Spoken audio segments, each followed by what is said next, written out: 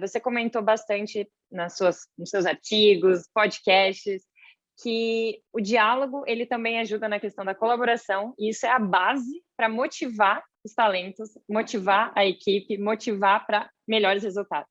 E dentre isso, eu já aproveito e faço um link para uma outra coisa que me chamou muita atenção numa das suas falas, que foi 70% da empresa hoje, do iFood, tem o cheque branco. Eu achei isso sensacional, mas nem todo mundo que está ouvindo sabe o que é isso. Então, conta um pouquinho mais como que é essa abertura que vocês dão, falando na prática, dentro da empresa, para novas ideias, para realmente, não precisa vir só desse grupo específico, não precisa ter um aval a todo momento para uma tomada de decisão. Conta um pouco mais. Sandra, vê como as coisas são todas consequências uma das outras.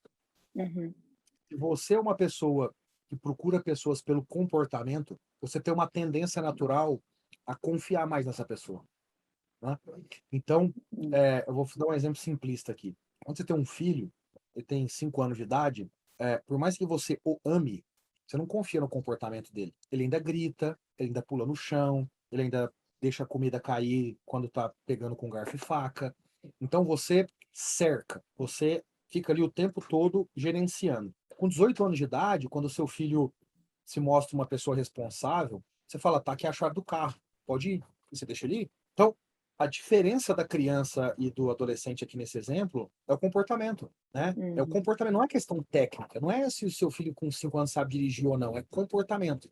Então, quando você volta para a lógica da densidade de talentos e você se preocupa em trazer as pessoas com um bom comportamento, o resultado prático disso é que você tende a confiar mais e ver na prática que essa confiança acontece de uma forma natural e gerando bons resultados. Veja, se eu confio no comportamento da Alessandra, por que eu tenho que fazer um comitê com a Alessandra toda semana? E Uhum. confiar no comportamento da Alessandra significa, por exemplo, no nosso caso aqui, eu não faço comitê com a Alessandra, mas a Alessandra tem o bom senso de me ligar naquele momento em que ela realmente precisa de mim. Ela talvez não tenha uma experiência que eu tenho, ela talvez não tenha, ela talvez esteja de frente a uma decisão que é muito grande perto da responsabilidade que você tem. Veja, isso tem a ver com bom senso. Esse é o cheque em branco. Então, ao invés de fazer um comitê toda semana, na verdade, 5 comitês toda semana para ficar regulando tudo, o que você tem que ter é uma relação em que as pessoas sabem te acessar.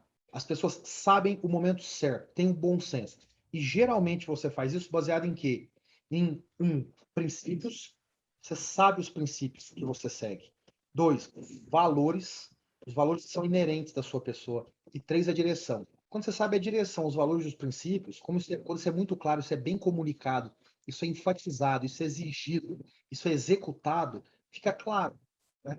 Então, se você tem um princípio, por exemplo, que é você sempre seguir as regras certinhas, o teu filho vai entender isso em algum momento, ou deveria, de tal forma que ele vai saber que se ele quiser beber, tem que ir de Uber. Ele não pode ir com o teu carro. Então, ele vai ter o bom senso de dizer isso. Ele vai falar, pô, eu vou para uma balada que eu vou beber um monte. Então, beleza, eu vou de Uber, então. Esse bom senso é extremamente importante. E é isso, na prática, que é a base do diálogo. Quando você parte da premissa que você vai estabelecer o bom senso com as pessoas, você parte da premissa que você precisa do diálogo. Uhum. Quando você parte da premissa que não é bom senso, é o lado técnico, é o currículo, não é diálogo, é ordem. Alessandra, você é advogada. Eu preciso que você faça essa peça, me entregue amanhã às 3 horas da tarde, precisa estar nesse nível de qualidade, entregando esse resultado. Uhum. A pessoa que tem bom senso não precisa falar isso. A coisa flui, a coisa gira. O filho que tem bom senso, ele acorda e arruma a cama. Você pede uma vez, pede duas, mostra a importância, ele aprende isso. O filho que não tem o bom senso, você tem que ficar lá, filho, já pedi, já pedi, já pedi. Então, o diálogo é a base de você conseguir fazer com que essas coisas todas, né, o princípio, o valor, a direção, seja transportada e a pessoa na ponta, então, possa ter o cheque branco. O cheque em branco, ele é conquistado, ele não é dado. Por isso é tão importante, de novo, o diálogo. Porque a Uhum. única forma de você conquistar é você conversar, retroalimentar essa conversa e ela claramente ir ficando mais madura e mais lúcida ao longo do tempo. Perfeito. Bom, eu sou suspeita para falar porque trabalho com isso e para mim a comunicação ela é a base de qualquer relação, qualquer contexto.